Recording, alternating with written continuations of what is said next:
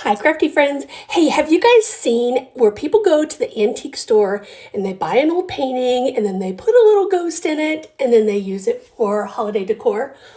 Well, I didn't want to go and do that because I love all things antique and old paintings. So I thought, let's grab one of the little Dollar Tree signs and do it from that. So I'm also using this little black frame and then that flexible, it's kind of like foamy decorative edging.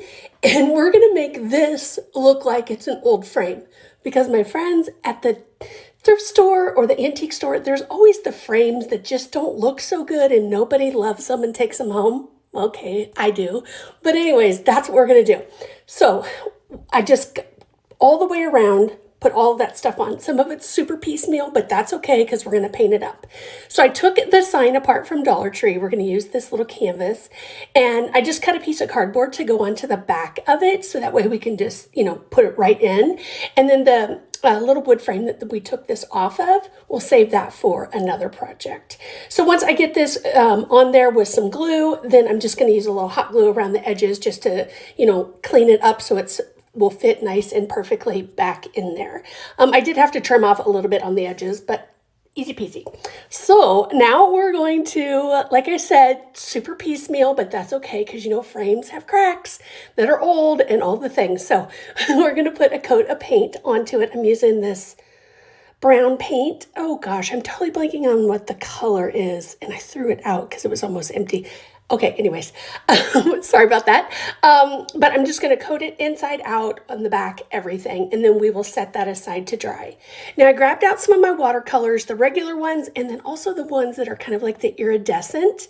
So I'm going to paint my ghost on, and we'll let that just kind of set there and dry, and then I'm just going to start watercoloring. I wanted to add like that iridescent kind of look over the top of it. So sometimes I would use just the regular watercolor just to kind of add some things to it and then would kind of go over it with the iridescent.